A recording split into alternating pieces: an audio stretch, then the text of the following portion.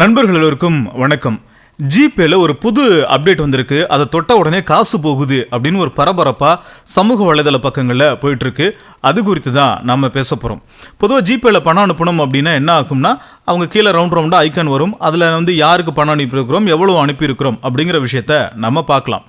இப்போ புதுசாக அதுக்கு பக்கத்தில் பாக்கெட் மணி அப்படின்னு ஒரு சிம்பிள் இருக்கும். அதாவது இதயம் மாதிரி ஒரு ஹார்ட் போட்டிருக்கும். அதில் 2 கைகள் கோர்த்த மாதிரி இருக்கும். இது என்ன அப்படின்னா, இது வரைக்கும் காசு பணமாக கொடுத்து நம்ம பிள்ளைகளுக்கு பாக்கெட் மணியாக கொடுத்து பழக்கியிருப்பாங்க பார்த்தீங்களா. இப்போது டிஜிட்டல் முறையில் பாக்கெட் மணி அப்படிங்கிறத கொடுக்கறது. சரி, இந்த ஆப்ஷன் எப்படி ஒர்க் ஆகுது அப்படின்னா, இந்த பாக்கெட் மணி அப்படிங்கிற சிம்பிளை தொட்ட உடனே உள்ள 2 ஆப்ஷன் காட்டும். ஒன்று, மாதம் எவ்வளவு அமௌண்ட்டில் நீங்கள் பாக்கெட் மணி கொடுக்குறீங்க அப்படின்னு ஒன்று. அதை கிளிக் பண்ணி மாதம் 5000 ரூபா 10,000 ரூபா அப்படின்னு நம்ம செட் பண்ணிக்கலாம். ஒன்று. ரெண்டாவது, இண்டிபெண்ட். நீங்கள் எவ்வளோ வேண்டுமானாலும் என் பாக்கெட் மணிலாம் காசு நீ எடுத்துக்கலாம் என் அக்கௌண்ட்லேருந்து அப்படிங்கிற பெர்மிஷன். சரி, இந்த 2ல் எது வேணுமோ அதை செலக்ட் பண்ணிவிட்டு யாருக்கு அனுப்பணுமோ அவங்களுடைய ஆதார் நம்பரு, ஃபோன் நம்பர் எல்லாம் கொடுக்கணும். அப்படி கொடுத்த பிறகு அவங்களுக்கு நோட்டிஃபிகேஷன் போகும்.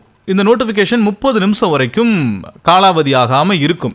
அந்த 30 நிமிஷத்துக்குள்ளே அவங்க அதை கிளிக் பண்ணி அக்செப்ட் கொடுக்கணும். கொடுத்துட்டாங்க அப்படின்னா யூபிஐ சர்க்கிள் அப்படிங்கிறதுக்குள்ளே அவங்க ஃபார்ம் ஆகிடுவாங்க.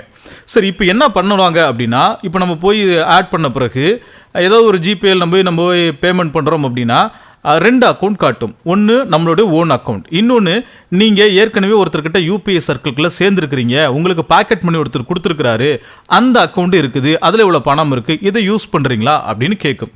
எந்த அக்கௌண்ட் வேணுமோ அந்த அக்கௌண்ட்டை செலக்ட் பண்ணி ஓகே கொடுத்து நம்ம பேமெண்ட் பண்ணலாம். இந்த ஆப்ஷன் இல்லைனா அவங்க ரிஜெக்ட் பண்ணிட்டாங்க அப்படின்னா இது கேன்சல் ஆகிடும்.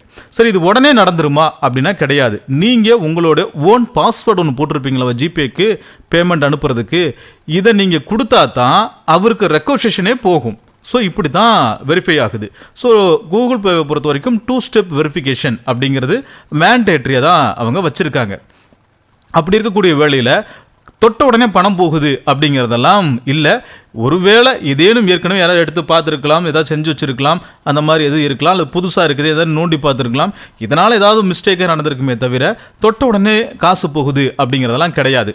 ஸோ ஒரு புது டெக்னிக்கல் அப்டேட் வருது அப்படின்னா இங்கே என்ன பிரச்சனைனா, அது குறித்தான விழிப்புணர்வை கூகுள் பே ஏற்கனவே பரவலாக்கி இருக்கணும். அதை அவங்க செய்ய தவறியிருக்காங்க அப்படிங்கிறதான் இப்போ இருக்கக்கூடிய இந்த சந்தேகத்துக்கான பிரச்சனை. ஸோ தெளிவாக பயன்படுத்துங்க, டெக்னிக்கில் சரியாக பயன்படுத்துங்க. பாய்.